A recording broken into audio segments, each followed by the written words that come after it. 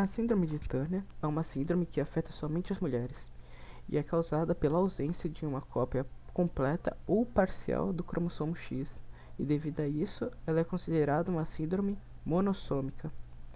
A síndrome de Turner origina-se por causa de uma falha no mecanismo genético de segregação dos cromossomos, e esse erro de não disjunção pode ocorrer na meiose 1, durante a separação dos cromossomos homólogos, como a gente pode ver na imagem 1, ou na meiose 2, na qual ocorre a separação de cromátides irmãs, como a gente pode ver na imagem 2, ou na mitose.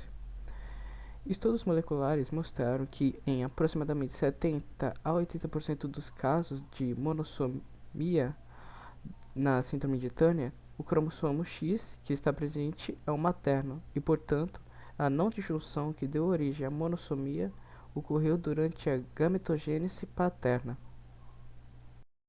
Bom, agora eu vou falar um pouco sobre o que é cariótipo e equação, e também da cariótipo e equação da síndrome de Turner. Começar entendendo o que é cariótipo primeiro, né? O cariótipo ele vai ser o nome dado ao conjunto de cromossomos de uma dada espécie e vai apresentar forma, tamanho e número característicos. A morfologia desses cromossomos é constante para a espécie. Entretanto, o número pode variar em caso de alterações cromossômicas. Entendendo o que é cariótipo, vai se tornar mais fácil compreender a importância na identificação das alterações cromossômicas numéricas e estruturais.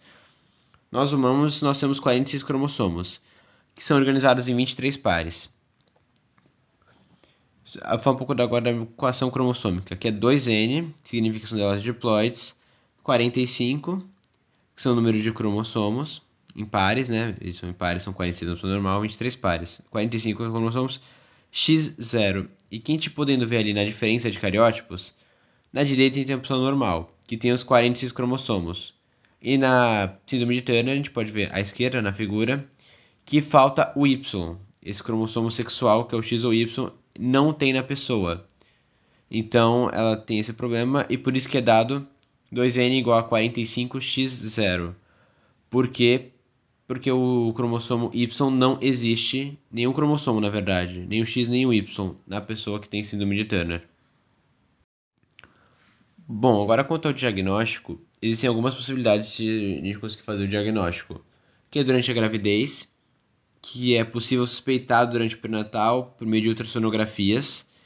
Aí a gente pode perceber durante as ultrassonografias as alterações do coração, nos rins ou inchaço no corpo do bebê, que podem ser alguns indicativos para a síndrome de Turner. Para confirmar, existe um exame que vai analisar a quantidade e as estruturas dos cromossomos nas células, por meio de uma amostra delas, chamado de cariótipo com banda G. Neste caso específico, como ele seria um bebê e estaria na gravidez dentro da mãe ainda, ele seria realizado via amniocêntese, que vai coletar a amostra do líquido amniótico, ou a biópsia de vilo, que vai consistir na retirada do material dos óvulos. Já na infância, quando a criança começa a desenvolver características da síndrome, é mais simples de identificar, mas para confirmar, existe o mesmo exame, que pode ser feito também, que é o cariótipo com banda G.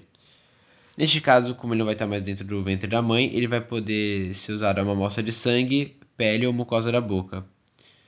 Na puberdade, ela pode se manifestar porque ela pode ser silenciosa até certo ponto, por causa que a falta de crescimento dos seios e a menstruação pode ser um alerta. E para confirmar, o mesmo teste que foi tirado na infância, que é o cariótipo com banda G. E na vida adulta que pode receber o diagnóstico de infertilidade, né? Porque eles tendem a ser inférteis. E ali a gente pode ver na imagem que é uma amostra de sangue para um teste de cariótipos com banda G. Bom, eu vou falar agora das características da síndrome de Turner. As principais são a baixa estatura, a pessoa podendo atingir 1,47 na vida adulta. O pescoço ele geralmente apresenta excesso de pele e ele é alado, unido aos ombros. A linha de implantação do cabelo, ela é na nuca baixa e geralmente as pessoas apresentam a pálpebra caída também.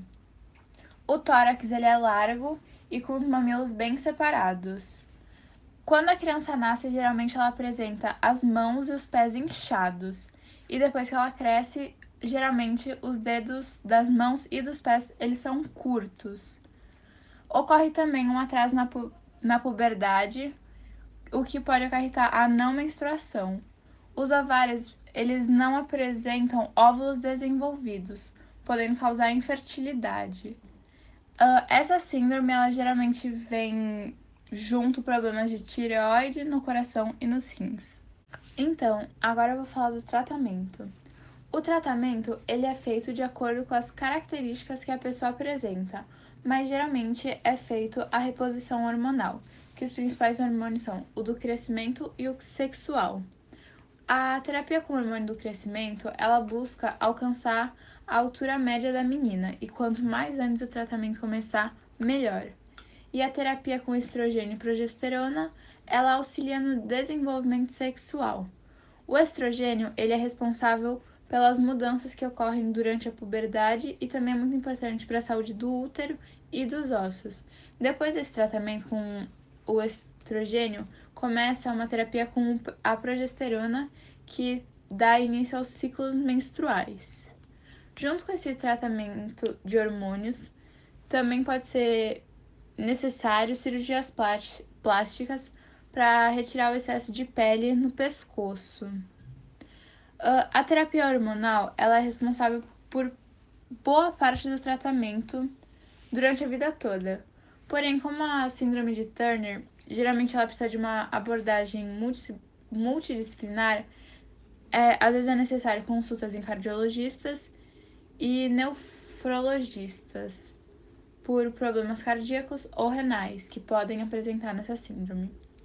O apoio com psicólogo também é muito importante para ajudar a menina a lidar com as mudanças do corpo, que afetam os aspectos físicos e emocionais dela, né?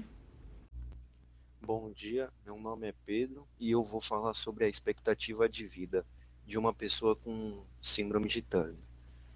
Atualmente, a expectativa de vida de um paciente com a síndrome é muito maior que a de décadas atrás.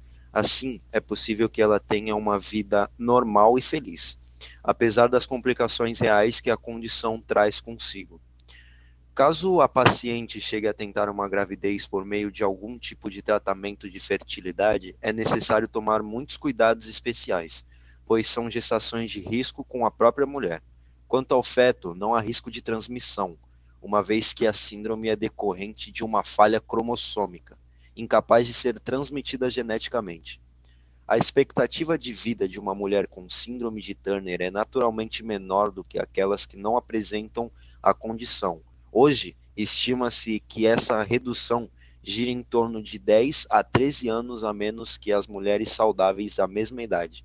É o caso da mulher da foto, Samela Fagundes, que foi diagnosticada com a síndrome de Turner quando tinha 2 meses de vida.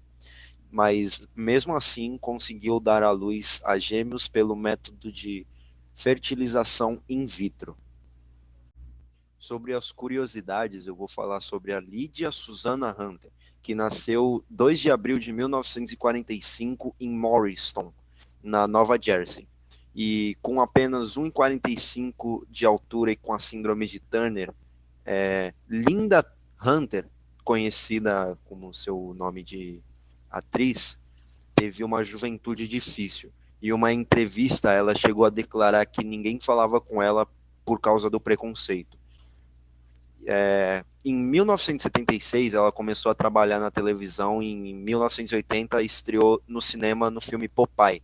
Ela já ganhou Oscar de melhor atriz coadjuvante por O Ano em que Vivemos em Perigo e dublou uma das avós de Pocahontas na animação da Disney.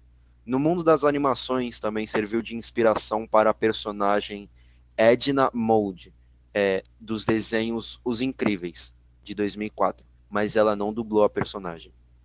E é isso, obrigado por